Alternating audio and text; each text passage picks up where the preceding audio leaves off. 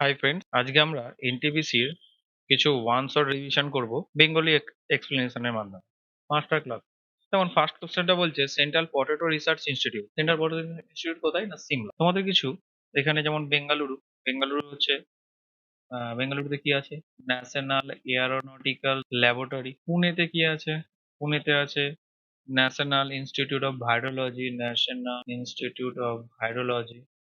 হায়দ্রাবাদ। হায়দ্রাবাদে হচ্ছে national geographical research institute আছে। কিছু মনে রাখবে, যেমন হচ্ছে DRE research institute. DRE research institute হচ্ছে কার্নাল হরিয়ানা। ঠিক আছে, তোমাদের যদি রিসার্চ ইনস্টিটিউট নিয়ে ডেডিকেটেড ভিডিও দরকার পড়ে তাহলে কমেন্টে জানিয়ে দেবে, আমি একটা রিসার্চ ইনস্টিটিউটের ডেডিকেটেড ভিডিও বানিয়ে। Next question, which of the following monuments is not located in Delhi? তো ইন্ডিয়া গেট দিল্লিতে আছে, কুতুব মিনার দিল্লিতে আছে, রেড ফোর্ট দিল্লিতে আছে, বুলান দরওয়াজা দিল্লিতে নয়। বুলান দরওয়াজা কোথায়? আগ্রায়। আগ্রা ইউপি, তোমরা জানো, ইউপিতে। আচ্ছা, ইন্ডিয়া গেট এটা অ্যাকচুয়ালি এক রকমের ওয়ার মেমোরিয়াল। এখানে ফার্স্ট ওয়ার্ল্ড ওয়ারের সময় যে ইন্ডিয়ান সেনারা শহীদ হয়েছিলেন প্রায় 70,000-এর ওপর নাম এই ওয়ার মেমোরিয়ালে তুমি পেয়ে যাবে। এবার কুতুব মিনার সম্বন্ধে দেখি। কুতুব মিনারের হাইট হচ্ছে 72 মিটার্স। তো কুতুব মিনার কুতুব মিনার ইউনেস্কো হেরিটেজ হয়েছে, ইউনেস্কো হেরিটেজ স্বীকৃতি পায় 1993-তে। রেড ফোর্ট, হ্যাঁ, ইউনেস্কো হেরিটেজ হয়েছে, ইউনেস্কো হয়েছে 2007। আচ্ছা, এর রেড ফোর্ট তাহলে রেড ফোর্ট বানিয়েছিল কে? রেড ফোর্ট বানিয়েছিল দিল্লিতে হচ্ছে শাহজাহান, মুঘল সম্রাট শাহজাহান। এটা এস্টাবলিশড হয় 1638 থেকে 1648-এর। শাহজাহান আর কি বানিয়েছিলেন? শাহজাহান তাজমহল বানিয়েছে। তাজমহল তোমরা জানো। বুলান দরওয়াজার কিছু একটু বলা যাক। বুলান দরওয়াজা যেমন আগ্রাতে আছে বললাম। আচ্ছা, বুলান দরওয়াজা বানিয়েছিল কে? বুলান দরওয়াজা বানিয়েছিল হচ্ছে আকবর। কে আকবর বানিয়েছিল। কি জন্য বানিয়েছিল? As a showcase of Gujarat victory. Gujarat victory কত সালে গুজরাট ভিক্টোরি করে? আকবর 1601-এ, 1601-এ আগ্রায়। এটা তোমার ফতেপুর সিক্রিতে আছে। এটা মেনলি রেড স্টোন বোঝা গেছে। Next question, which of the following country is not permanent member of United national security council? United national security কাউন্সিলের পার্মানেন্ট মেম্বার নয়। তা পার্মানেন্ট মেম্বার কে আগে দেখি আমরা। যেমন হচ্ছে US, UK, Russia, France, China. এই টোটাল পাঁচজন হচ্ছে আমাদের ইউনাইটেড নেশন সিকিউরিটি কাউন্সিলের পার্মানেন্ট মেম্বার। তাহলে জাপান হবে না, তাহলে এখানে আনসার নট বলেছে, তো জাপান আনসার। আচ্ছা, এখানে আরেকটা জিনিস আছে, 10টা নন পার্মানেন্ট মেম্বার আছে। নন পার্মানেন্ট মেম্বারের মধ্যে থেকে যে কোনো দেশ থেকে হতে পারে, এরা পাঁচজন ছাড়া।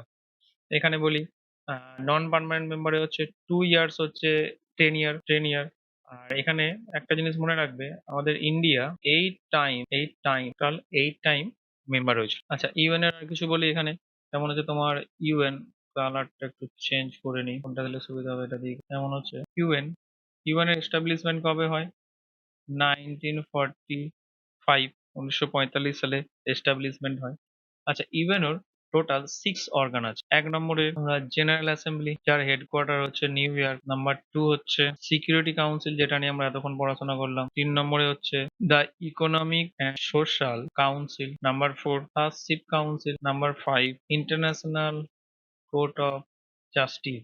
আচ্ছা, এর হেডকোয়ার্টার কোথায়? এটা ইম্পর্টেন্ট হেডকোয়ার্টার, এটা হচ্ছে হেগ শহরে। হেগ হেগ কোথায়? নেদারল্যান্ডের হেগে। আচ্ছা, আর নাম্বার 6 আছে, নাম্বার 6 হচ্ছে সেক্রেটারিয়েট। বোঝা গেছে তোমাদের? নেক্সট হচ্ছে which part of the computer is called its brain? তো কম্পিউটারের ব্রেন তো সিপিইউ কেই বলা হয়। সিপিইউ এর দুটো পার্ট, একটা হচ্ছে সিইউ কন্ট্রোল ইউনিট, আর একটা AL U arithmetic logic unit. আচ্ছা, র্যাম তোমরা জানো, random access memory. GPU graphics oriented. Hard disk জানো, যেখানে আমাদের ডেটা স্টোর থাকে। আচ্ছা, হার্ড ডিস্ক এখন আবার দু ধরনের হয়, একটা হচ্ছে এসএসডি সলিড স্টেট ড্রাইভ, আর একটা হচ্ছে এইচডিডি হার্ড ডিস্ক ড্রাইভ। তো সলিড স্টেট ড্রাইভ এটা হচ্ছে অ্যাডভান্স, এটার প্রাইসও হাই। আচ্ছা, এটা অনেক বেশি স্টেবল, ডেটা খুব সহজেই রক্ষা করতে পারে। আর এর মধ্যে একটা সার্কুলার পার্ট আছে, এটা ঘোরে এবং এর মধ্যে রিড হতে থাকে ডেটাগুলো। তো এইটা অতটা স্টেবল না, এটা অত রিলায়েবল না, যে কোনো সময় বন্ধ হয়ে যেতে পারে। তো এসএসডিটা অ্যাডভান্স, এসএসডির প্রাইসও বেশি, এবং এটা বেশি stable. Next question, who is the author of Rajatarangini? Rajatarangini কার লেখা? রাজ তরঙ্গিনী হচ্ছে কালহানের লেখা। কালহান, কারণ এটা অ্যাবাউট কাশ্মীর, মানে কাশ্মীরের হিস্ট্রি আমরা রাজ তরঙ্গিনী থেকে জানতে পারি। আচ্ছা, তারপরে যদি আমরা কালিদাসে যাই, কালিদাসের লেখা কিছু দেখা যাক। যেমন হচ্ছে কালিদাসের 1 নম্বর লেখা আমি বলতে পারি তোমার কুমার সম্ভবান। তারপরে কুমার সম্ভবা হলো, তারপরে আমরা বলতে পারি রঘুবংশম, তারপরে বলতে পারি তোমার অভিজ্ঞান শকুন্তলম, তারপরে আমরা বলতে পারি মালবিকাগ্না, মালবিকাগ্না অগ্নিমিত্রম। আচ্ছা, মালবিকাগ্না অগ্নিমিত্রম একটা কথা বলি, মালবিকাগ্না অগ্নিমিত্রম শুঙ্গা ডাইনাস্টিকে নিয়ে লেখা, শুঙ্গা ডাইনাস্টিকে নিয়ে অগ্নিমিত্রম আর মালবিকা দুজনকে নিয়ে এই শুঙ্গা ডাইনাস্টি প্লেটা রেডি করা হয়েছিল, মানে তিনি রেডি করেছিলেন। আচ্ছা, বাণভট্টের দুটো লেখা দেখি। বাণভট্টের 1 নম্বর তোমরা জানো হর্ষচরিত, এটা তোমার হর্ষবর্ধনের হিস্ট্রি বা লাইফ হিস্ট্রি, বায়োগ্রাফি বলতে পারো। তারপরে আরেকটা হচ্ছে কাদম্বিনী, কাদম্বাড়ি। চাণক্য, চাণক্যকে আরেকটা কি বলে কমেন্টে জানিও তো, চাণক্যের অন্য নাম কি? চাণক্যের লেখা তোমরা জানো অর্থশাস্ত্র, এটা হচ্ছে একটা স্টেট ক্রাফট অর ইকোনমিক্স এর বই, দারুণ জিনিস। আচ্ছা, ওনার লেখা কিছু চাণক্যের নীতি পাওয়া যায়, চাণক্যের নীতি বই। আচ্ছা, চাণক্য নন্দ ডাইনাস্টিকে সরিয়ে মৌর্য বংশ প্রতিষ্ঠা করেছিলেন, এবং মৌর্য বংশের প্রথম রাজা কে ছিলেন? চন্দ্রগুপ্ত মৌর্য। চন্দ্রগুপ্ত মৌর্যের রিলিজিয়ন কি ছিল, মানে উনি কোন রিলিজিয়নকে পছন্দ করতেন বলো তো? জাইনিজ। এবং উনি সাবানো বেলাগোলাতে 63 ডেজ হাঙ্গার স্ট্রাইক করে তারপরে মৃত্যুবরণ করেছেন। নেক্সট হচ্ছে, which of the following is the list Maharatna central public sector enterprise? Maharatna public sector এন্টারপ্রাইজের মধ্যে আমাদের কোল ইন্ডিয়া আছে। হ্যাঁ, মহারাত্নার মধ্যে কোল ইন্ডিয়া পড়ে। আচ্ছা, মহারাত্নার মধ্যে এখন টোটাল কতগুলো কোম্পানি আছে? টোটাল 14, মানে 14টা কোম্পানি আছে অ্যাকর্ডিং টু 2025 বলছে। আচ্ছা, লেটেস্ট কোনটা অ্যাড হয়েছে, মানে 14th কোনটা? 14th হচ্ছে হাল, HAL, এটা অক্টোবরে অ্যাড হয়েছে। হালের ফুল ফর্ম নিশ্চয়ই জানো তোমরা, হিন্দুস্তান এয়ারোনটিক্স লিমিটেড। বর্তমানে তেজাস এসব প্লেন গুলো হাল থেকেই অরিজিনেটেড বলতে পারো, এই যে হিন্দুস্তান। ঠিক আছে, নেক্সট কোশ্চেন দেখো, উবান্টু। উবান্টু কি জিনিস? উবান্টু হচ্ছে না অপারেটিং সিস্টেম। অপারেটিং সিস্টেম মানে জানো, তোমার মোবাইল, কম্পিউটার যে সিস্টেমের উপর চলে সেটাই হচ্ছে অপারেটিং সিস্টেম, যা আমরা ওএস বলে জানি। ওএস কত রকমের হয়? ওএস 2 রকমের হয়, একটা হচ্ছে সিঙ্গেল ইউজার, একটা হচ্ছে মাল্টি ইউজার। এটা সিঙ্গেল ইউজারের মধ্যে কি কি আছে, মেইন জিনিস যেটা মনে রাখবে, MS ডস সিঙ্গেল ইউজার। মাল্টি ইউজারের মধ্যে অনেক আছে, উইন্ডোজের সব ভার্সন গুলোই আসবে, অ্যান্ড্রয়েড আসবে, ম্যাক ওএস আসবে, লিনাক্স আসবে। ঠিক আছে, এগুলো হচ্ছে মাল্টি ইউজার। সিঙ্গেল ইউজার একটাই, এটা হচ্ছে MS ডস। নিশ্চয়ই করেছো তোমরা ব্ল্যাক স্ক্রিনের উপরে আগে। আচ্ছা, প্রোগ্রামিং ল্যাঙ্গুয়েজ কত রকমের প্রোগ্রামিং ল্যাঙ্গুয়েজ আছে? যেমন হচ্ছে জাভা, পাইথন, তারপরে আর কি আছে, সি প্লাস প্লাস। ঠিক আছে। আচ্ছা, ওয়েব ব্রাউজার কোনগুলো? যেমন হচ্ছে ক্রোম আছে, তারপরে ব্রেভ আছে, তারপরে সাফারি আছে। সাফারি কার?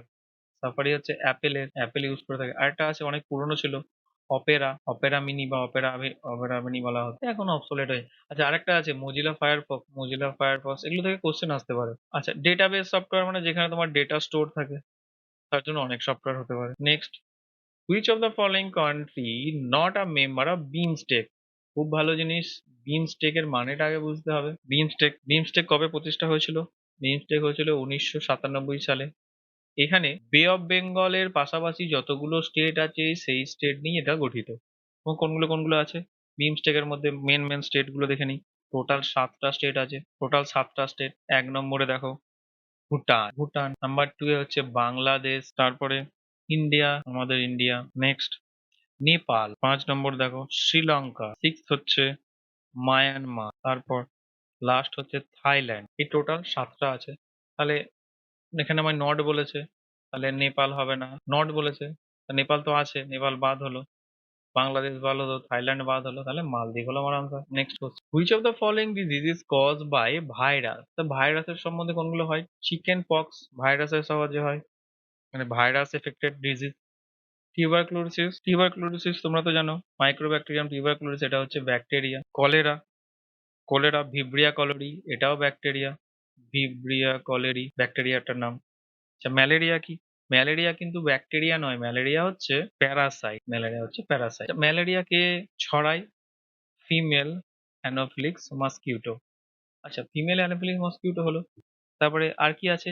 Culex Anopheles, sorry Culex mosquito কি ছড়ায়? ফাইলেরিয়া, যেটাকে আমরা এলিফ্যান্টাইটিস বলে থাকি। এলি লিখলাম। আচ্ছা আর একটা কি আছে? এডিস আছে। এডিস মসকিউটো কি কি করে থাকে? ডেঙ্গু করে থাকে, ডেঙ্গু ছড়ায়। তারপর জিকা ভাইরাস, এটা খুব ভালো মনে রাখতে পারো। জিকা ভাইরাস ভালো মানে মনে রাখার জন্য। তারপর চিকেনগুনিয়া, এনকেফ্লাইটিস, এটা যে ব্রেনে অ্যাটাক। তারপরে ISRO launch the Mars orbit mission মানে এটা মঙ্গলযান 2013-তে। মার্স অরবিট মিশন এটা ছিল সব থেকে ওয়ার্ল্ডের মধ্যে চিপেস্ট মার্স মিশন, এবং সাকসেসফুল হয়েছিল ইন্ডিয়া ফার্স্ট চান্সেই। তারপরে মার্স মিশন সম্বন্ধে ইসরোর কিছু মিশন সম্বন্ধে জেনে নাও। ইসরো এস্টাবলিশ হয় কবে? 15th August 1969। মেইন কে ছিলেন এখানে? মেইন ছিলেন ডক্টর বিক্রম সারাভাই। ইসরোর কিছু মিশন যেমন হচ্ছে চন্দ্রযান মিশন 1। চন্দ্রযান মিশন 1 ছিল 2008। ফার্স্ট চন্দ্রযান মিশন যেটা হচ্ছে ইম্প্যাক্ট মিশন ছিল, ইম্প্যাক্ট মিশন। চন্দ্রযান 2 যেটা হয়েছিল 2019-এ, এখানে পাঠানো হয়েছিল কিন্তু এটা আনসাকসেসফুল, মানে কমপ্লিটলি সাকসেসফুল ছিল না। নাম্বার 3 যেটা রিসেন্টলি করা হলো, সবাই জানো তোমরা, 2023 এটা সফট ল্যান্ডিং করেছিল কোথায়? সাউথ পোলে, অফ মুনের সাউথ পোলে। এবং first country, India is the first country যে সফট ল্যান্ডিং করতে পেরেছিল। আচ্ছা ইসরোর আর একটা মিশন যেটা আমাদের রিসেন্টলি হয়ে গেল, সেটা হচ্ছে আদিত্য এল ওয়ান। কবে হলো? এটাও হয়েছে 2023-তে। এটা হচ্ছে একটা সূর্যের সোলার মিশন ছিল, মানে সূর্যের স্টাডির জন্য ল্যাগ্রাঞ্জ পয়েন্টে নিয়ে যাওয়া হয়েছিল, সেটা এখনো আছে। নেক্সট কোশ্চেন, তো 11 কোশ্চেন হচ্ছে, which year was second battle of Panipat? Second battle of Panipat হয়েছিল 1556। কার কার সঙ্গে হয়েছিল? বৈরাম খাঁ সঙ্গে হয়েছিল হিমুর। বৈরাম খাঁ কে ছিল? বৈরাম খাঁ ছিল আকবরের রিপ্রেজেন্টেটিভ, অভিভাবক বলতে পারো। তাহলে আকবর, তারপরে কি হয়? তারপরে আকবর রাজা হয়েছিল 12 ইয়ার এজে, তোমাদের এজ ছিল 12 ইয়ার। 1526-এ কি হয়েছে? 1526 হয়েছে পানিপথ প্রথম যুদ্ধ হয় 1526-এ, আর বাবরের সাথে হয়েছিল ইব্রাহিম লোদি। তারপরে 1576টা দেখো, 1576-এ কি হয়েছিল? 1576 হয়েছিল ব্যাটেল অফ হলদিঘাট। কার সাথে হয়েছিল? আকবর প্লাস রানা প্রতাপের সঙ্গে হয়েছিল। আচ্ছা এখানে কিছু ইম্পর্টেন্ট ইয়ার কিছু বলে দিই। কিছু ইম্পর্টেন্ট ইয়ার যেমন হচ্ছে, কালারটা চেঞ্জ করে নিই, যেমন হচ্ছে 1572। কি হয়? আকবর গুজরাট জয় করে, তার জন্য বুলান দরওয়াজা বানিয়েছিল ফতেপুর সিক্রিতে। আমাদের আগের কোশ্চেন গুলোতে বলেছি। ঠিক আছে, নেক্সট বলছে, what was the theme celebrated by the UNESCO nation 2020? 2020টা তোমার এখন লাগবে না, এখন লাগবে 2024 লাগবে। 2024 ওয়ার্ল্ড এনভায়রনমেন্টাল ডে কবে হয়েছিল? আচ্ছা এনভায়রনমেন্টাল ডে কবে হয়? এনভায়রনমেন্টাল ডে হচ্ছে তোমার 5th জুন সেলিব্রেট করা হয়। আচ্ছা 2024 মানে 2024 এর থিম কি আছে? Our land, our future, we are United. ঠিক আছে, এখান থেকে এই দুটোই মেন। কিছু ডেজ তোমাদের মনে রাখতে হবে, যেমন হচ্ছে রেডিও ডে, তারপরে আরো কিছু আছে, এনআরআই ডে, 9 জানুয়ারি। ঠিক আছে, এগুলো একটু দেখতে হবে। নেক্সট, যদি তোমাদের থিম গুলো দরকার পড়ে একটু কমেন্টে জানাবে, আমি তোমাদের থিম গুলো করিয়ে দেবো। নেক্সট কোশ্চেন, যেটা headquarter of the international court of justice. International court of justice আগের কোশ্চেনটাতে বলেছি, হেডকোয়ার্টার হেগ শহরে, এটা হচ্ছে নেদারল্যান্ডে। ঠিক আছে, তারপরে জেনেভাতে তাহলে কার হেডকোয়ার্টার আছে? জেনেভাতে হেডকোয়ার্টার অনেকগুলোর জেনেভাতে হেডকোয়ার্টার আছে। হচ্ছে হু আছে, তারপরে হু মানে জানো ওয়ার্ল্ড হেলথ অর্গানাইজেশন। তারপরে আছে তোমার WIPO, world intellectual property organisation. তারপরে আছে WMO, world meteorological organisation. WTO, এগুলো সব হচ্ছে জেনেভা। ওয়ার্ল্ড ট্রেড অর্গানাইজেশন, তারপর হচ্ছে আইএলও, ঠিক আছে, লেবার অর্গানাইজেশন, ঠিক আছে। আচ্ছা, নিউ ইয়র্কে কি আছে? নিউ ইয়র্কে আছে আমাদের ইউএন বা ইউএনও। আচ্ছা, ভিয়েনাটা কি জন্য ইম্পর্টেন্ট? ভিয়েনাতে কি আছে? ভিয়েনাতে হচ্ছে হেডকোয়ার্টার অফ ওপেক। ওপেক মানে তোমরা কি জানো? কমেন্টে জানাও তো দেখি। ওপেক এর ফুল ফর্ম হচ্ছে organisation organisation of petroleum exporting country, ঠিক আছে। এর মধ্যে তোমার রিসেন্টলি মানে অ্যাকর্ডিং টু 2025 টোটাল 13টা কান্ট্রি আছে।